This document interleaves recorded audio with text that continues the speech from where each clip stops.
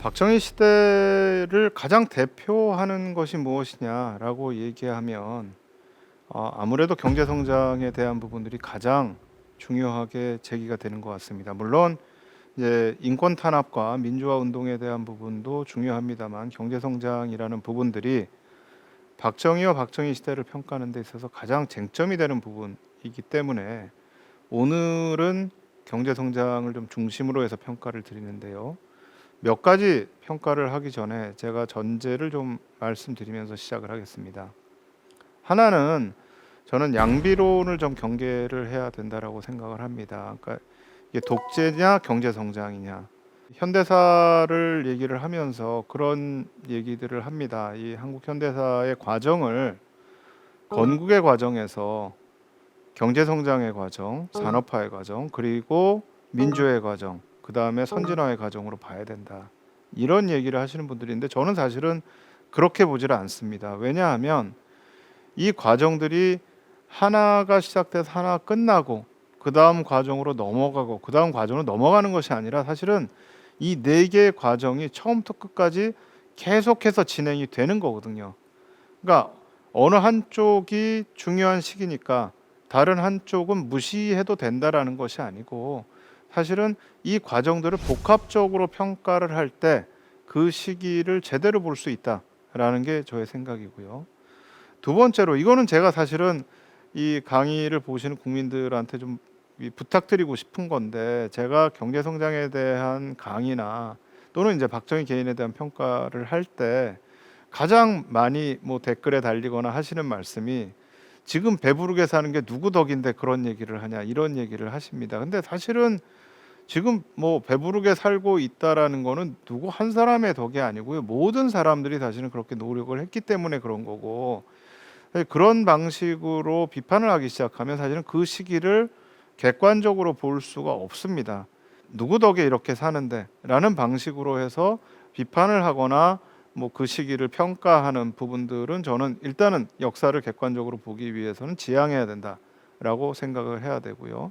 하고 있고요. 그다음에 세 번째는 한 시기에 어떤 경제 성장뿐만 아니라 어떤 성과를 바라볼 때 리더의 역할을 보는 건 굉장히 중요합니다. 사실 리더가 차지하는 몫이 굉장히 크니까요. 그러나 다른 한편으로는 저는 국민의 역할, 전체 국민들이 어떤 역할을 했는가를 보는 것도 저는 굉장히 중요하다라고 생각을 해요. 이제 저희가 60년대, 70년대 경제 성장을 얘기할 때 리더의 역할 굉장히 중요합니다. 그러나 사실은 아무리 좋은 리더가 있어도 국민들이 그 역할을 못한다라고 하면 사실은 그 경제 성장이라는 건 가능한 것이 아닙니다. 그러니까 리더의 역할을 강조하는 걸 제가 반대하는 건 아니지만 국민의 역할도 같이 봐야 된다라는 게 이제 제가 말씀드리고자 하는 어떤 전제로서 하나가 되는 거고요. 요 전제 하에서 제가 경제 성장에 대한 부분들을 좀 말씀을 드리도록 하겠습니다. 지금 이 그래프는요. 박정희가 대통령으로 재임하고 있는 기간 동안에 1인당 GDP가 변화한 것을 보여줍니다. 1인당 GDP가 굉장히 급속하게 성장을 합니다. 그러니까 사실 이 60년대에서 70년대로 넘어가면서 한국 사회가 변화했다, 또 굉장히 성장을 했다. 이건 저는 부인할 수 없는 부분이라고 생각을 합니다. 또 그 과정에서 많은 중산층들이 등장을 했죠. 그리고 이제 이 기간을 또 대표하는 것이 이제 경제개발 5개년 계획입니다. 대체로 1962년에 제1차 경제개발 계획이 시작이 돼서 박정희 대통령이 있는 기간 동안에 4차례에 걸쳐서 경제개발 계획이 입안되고 실행이 됐고요. 또 그 기간 동안 굉장히 성공적으로 계획이 진행이 됐다라고 평가가 되고 있습니다. 60년, 61년, 62년까지는 2%에서 4%에 그치다가 63년부터 급격하게 이 GNP의 성장률이 높아지기 시작을 합니다. 그래서 높게는 한 15%까지도 보이죠. 여기 보면은 69년에 15%를 찍었고요. 그 다음에 76년에 또 15.2%를 찍습니다. 그리고 이제 낮은 것도 사실 79년에 6.4%가 있고 72년에 7.0%가 있습니다만 이것도 61년 이전 또 63년 이전에 있었던 GNP 성장률에 비하면은 뭐 굉장히 높은 거라고 할 수가 있고요. 뭐 지금의 성장률을 생각하시면 사실 이게 굉장히 높았다는 걸 알 수가 있으실 겁니다. 물론 그건 전제가 있습니다. 사실 한 경제가 어느 수준에 올라갔을 때는 높은 성장률을 기록하기 굉장히 어렵기 때문에 개발도상국들이 보통은 아주 높은 성장률들을 기록하기 마련인데 바로 한국이 이제 그때가 이제 60년대, 70년대라고 할 수가 있고 수출을 보면 처음에 뭐 5,400만 달러 정도로 시작을 했던 수출이 1977년에 100억 불 수출을 달성을 합니다. 이건 뭐 많은 분들이 기억을 하실 거예요. 사실 70년대 오면서 그 당시에 박정희 정부 또 유신 정부가 내세웠던 가장 중요한 두 개의 슬로건이 하나가 100억 불 수출이고요. 또 하나가 1인당 GNP 1,000달러입니다. 그러니까 이거를 해야 된다. 특히 이제 이게 굉장히 흥미로운 게 한국이 10억 불 수출을 넘은 게 71년입니다. 71년에 10억 불을 넘고 나서 한 7년 사이에 100억 불을 달성을 하거든요. 그러니까 이건 굉장히 단시간 내에 수출이 엄청나게 늘어났다라는 것을 알 수가 있죠. 물론 그렇게 되면서 수입도 굉장히 많이 늘어납니다. 우리나라가 기본적인 이 천연 자원이 없기 때문에 수출을 하기 위해서는 그만큼 수입이 많을 수밖에 없다라고 하는데 사실 항상 무역 적자에 시달렸습니다. 그래서 수출보다 더 많은 액수의 수입을 할 수밖에 없었던 그런 적자 구조에 시달렸던 걸 볼 수가 있고요. 그런데 이제 또 저축률은 굉장히 올라갑니다. 그러니까 이 시기는 뭐 지금 우리가 상상할 수 없을 정도의 은행에서의 금리를 줬거든요. 그러니까 이율이 뭐 높을 때는 25%까지 줬을 때도 있고요. 낮아도 10%가 넘는 그 정도의 은행 이자를 줬습니다. 물론 거기에는요. 맨 오른쪽 편에 있는 물가 지수를 좀 보실 필요가 있습니다. 이 물가가 높아지면 은행에서 높은 이율을 주지 않으면 사실은 은행에다 돈을 넣는 게 의미가 없어집니다.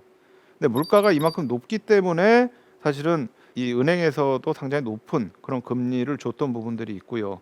또 그런 부분들이 어떻게 보면 저축률이 높아지는 거는 국내 자본 축적에 있어서는 굉장히 긍정적인 효과가 있지만 물가가 높아짐으로 인해서 나타나는 그런 인플레이션이라는 부분도 좀 감안을 해야 됩니다. 사실은 79년에 가서 경제 위기를 오는데 가장 중요한 역할을 했던 게 이 물가 부분입니다. 그래서 이거는 나중에 제가 뒷부분에서 다시 한번 말씀을 드리고요. 근데 여기에서 이제 보이는 것 중에 하나의 특징이 한국에서의 높은 경제 성장률인데 그럼 이제 다른 나라와 비교했을 때는 어땠을까라는 걸 한번 볼 필요가 있습니다. 60년대에는 일본이 굉장히 높은 성장률을 보이고 있고 뿐만 아니라 이 대만이나 홍콩, 싱가포르도 굉장히 높은 성장률을 보이고요. 또 태국도 높은 성장률을 보입니다. 근데 이게 지금 여기 지금 있는 나라들의 특징이 뭐냐면은요. 일본은 올림픽 특수라는 게 좀 있었습니다. 64년에 동경 올림픽을 했기 때문에 그런데 일본과 한국과 대만 같은 경우에는 사실은 베트남 전쟁 특수가 있었습니다.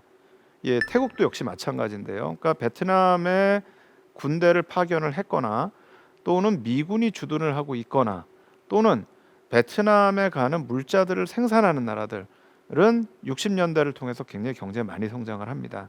그래서 이제 한국뿐만 아니라 지금 다른 나라들도 높은 경제 성장률을 보이는데 70년대 오면은 조금 차이가 나타납니다. 특히 이제 일본 같은 경우에는 이게 경제가 어느 정도 성장을 하기 시작을 하니까 경제적으로 이 성장률 자체가 높아질 수가 없어요. 거기에다 이제 70년대 오일 쇼크도 오고요. 또 60년대 말부터 계속됐던 세계적으로 경제 정체 현상이 일어나는 거에 직격탄을 맞아가지고 일본은 이제 성장률이 좀 떨어지기 시작을 하고요. 반면에 한국과 중국과 대만은 70년대 성장률이 굉장히 높습니다. 그러니까 이때 이제 이 어떤 수출 주도형 경제 성장이라고 하는 것이 빛을 발하기 시작하는 거죠. 그러니까 지금도 한국을 비롯해서 이 70년대 경제 성장을 한 네 나라를 네 마리 용이라고 부르는 경우가 있는데요. 그게 한국과 대만과 홍콩과 싱가포르입니다. 그러니까 이 네 나라가 개발도상국 중에서 굉장히 높은 성장률을 기록한 나라들이죠. 그러니까 이렇게 보면 사실은 아시아에서 한국이 경제 성장을 한 것이 꼭 한국만의 특징은 아니다라고 볼 수 있는 부분이 하나 있는가 하면 두 번째로는 70년대에 가서 보면 상대적으로 다른 나라에 비해서 그러니까 태국이나 인도네시아나 필리핀에 비해서 한국과 대만과 홍콩과 싱가포르는 높은 성장률을 보여주고 있다라는 거죠. 그러니까 이게 그런 어떤 경제 정책들의 이 수출을 주도해서 나가는 경제 정책, 이 경제 정책이 보여주는 성과의 특징을 보여주는 거다라고 하나 볼 수가 있고요. 남미의 국가들하고 또 비교할 필요가 있습니다. 왜냐하면 이 시기에 60년대부터 해가지고 미국이 원조를 주고 굉장히 집중을 했던 게 아시아만 그랬던 게 아니고요. 남미의 국가들에 대해서도 굉장히 중요한 미국이 원조를 합니다. 그래서 이제 케네디 행정부 이후에 아시아 국가들에 대해서 경제개발 원조를 시작을 하는데 남미에 대해서는 프로그레시브 얼라이언스라고 해가지고 미국이 특별 원조를 실시를 합니다. 근데 지금 이 차이를 볼 수가 있는 게 뭐냐면 이 동아시아의 국가들은요 대부분이 수출 주도형 산업화 전략을 짭니다. 그러니까 이 경제를 발전시키고 어떤 산업화를 하는 그런 과정에서 생산의 규모를 내수만 보고 하는 게 아니고요. 외부의 팔 규모까지를 생각해서 굉장히 큰 규모의 어떤 산업화 전략들을 합니다. 그리고 그게 이제 해외로 수출하는 것이 성공을 하면서 이런 성장을 하는데 남미 국가들은 대부분 수입 대체형 산업화 전략을 합니다. 이 수입 대체형 산업화 전략은 외부로부터 수입을 줄이기 위해서 수입하는 품목들을 국내에서 생산하는 전략입니다. 수입을 대체하는 그런 산업화를 하는 거죠. 근데 수출 주도형은 우리가 잘하는 거를 수출을 하고 잘 못하는 거는 수입을 하겠다라고 하는 굉장히 전략적인 부분에 대해서 집중을 하는 반면에 수입 대체를 하게 되면 모든 분야들을 다 발전을 시켜서 수입을 줄여야 되거든요. 그러니까 처음에 투입하는 액수가 굉장히 커지게 돼요. 그러니까 수입하는 부분을 이 품목을 만들기 위한 거를 위해서 돈을 투입을 하는데 그럼 그걸 통해서 어떤 이윤이 나오는가? 그러니까 수입은 줄 수가 있지만 사실은 거기에서 이윤을 뽑아내기 굉장히 힘들어요. 그러니까 그 부작용들이 60년대부터 70년대까지 남미 국가들의 대부분 집중이 됩니다. 그러면서 사실은 동아시아 국가들과 남미 국가들 사이에서의 경제 성장에서 큰 차이가 나타나기 시작하는 거죠. 그러니까 지금 이 추이는 한편으로는 한국만 발전한 게 아니다라는 걸 보여주지만 다른 한편으로는 동아시아 국가들이 선택했던 경제 성장 전략이 다른 데 비해서 굉장히 뛰어난 전략이었다라는 걸 다른 한편으로 보여준다라고 할 수가 있습니다. 그리고 이제 이 과정을 통해서 국민 총소득의 변화가 나타나는데 사실은 저희가 이 세계에서의 국민 총소득의 변화의 순위를 보면 그렇게 많이 성장하지는 않았어요. 이게 이제 뭘 얘기하냐면 60년대, 70년대라는 게 우리가 성장을 하긴 했지만 우리뿐만 아니라 전 세계가 거의 같이 성장하는 시대였다라는 거를 사실은 보여주고 있는 거라고도 할 수가 있습니다. 그래서 사실 이제 이 시기에 경제 성장이라는 거를 약간 비판적으로 보시는 분들이 이제 이 그래프를 많이 이용을 하시고요. 또 세계 GDP 대비해서 한국의 GDP를 보면 여기에도 보면 60년대, 70년대는 대체로 한국에서의 GDP가 성장하는 부분과 전 세계가 성장하는 부분과 거의 비슷한 추세를 보이는 것을 알 수가 있습니다. 근데 그럼에도 불구하고 어쨌든 한국에서의 성장 추세는 전 세계적으로는 저는 굉장히 예외적인 케이스다. 그래서 이걸 평가를 해보면 우선은 오늘날 한국 경제 구조의 기원이 된 것이 아닌가. 그러니까 특히 이제 이건 또 60년대와 70년대가 차이가 있는데 60년대에 이 경제 성장과 수출 주도를 했던 부분들은 대체로 노동 집약적 경공업이 중심이 됐습니다. 처음에 군사정부가 들어오고 나서 세웠던 경제개발 계획의 내용을 보면 중화학공업이나 기계공업이 중심이 된 계획이 들어와 있는 걸 알 수가 있습니다. 근데 이게 문제가 뭐냐면 이걸 하려면 엄청난 외부로부터의 원조가 필요합니다. 이건 이제 외부로부터 기계가 들어오지 않으면 할 수가 없는 거거든요. 우리가 50년대까지 농업이 중심적인 사회였는데 중화학공업을 시작한다는데 아무런 기계가 없이 할 수가 없잖아요. 그러니까 외부로부터 기계를 수입해 들어오고 기술을 가지고 들어와야 됩니다. 그러려면 돈이 필요한데 사실은 돈이 없는 거예요. 거기다가 이걸 미국이 반대를 하는 겁니다. 그러니까 이게 60년대 초에 제가 봤던 굉장히 인상적인 문건이 그 당시에 케네디 정부의 국가안보회의에 로버트 코모라고 하는 중요한 어떤 전략가가 있었습니다. 이 로버트 코모라는 사람이 쓴 글에 보면 뭐라고 되어 있냐면 한국은 레이버 인텐시브 라이트 인더스트리를 해야 된다. 노동 집약적인 경공업을 해야 된다. 왜냐하면 한국에는 노동력이 제일 재산이기 때문이라는 겁니다. 이 노동력을 이용을 해야 된다라는 거죠. 그리고 이제 60년대에는 이 노동력이 기술력이 높지가 않았어요. 그러니까 이 높지가 않은 그 기술 이 노동력을 이용을 하려면 결국은 노동 집약 쪽으로 가야 되는 게 아니냐. 그러니까 60년대 주요 수출품이라는 게 이제 옷이라든가 아니면 이쑤시개, 가발 이런 쪽으로 갔던 것이 기술보다는 노동력을 가지고 더 많은 생산품을 만들어낼 수 있는 이제 그런 구조로 갔던 거죠. 근데 이게 이제 70년대로 가면서 중화학공업이나 전자산업이 이제 시작이 됩니다. 이게 이제 오늘날 한국 경제 구조의 기원이 되는 거죠. 그러니까 경제 구조가 바뀌기 시작하는 거죠.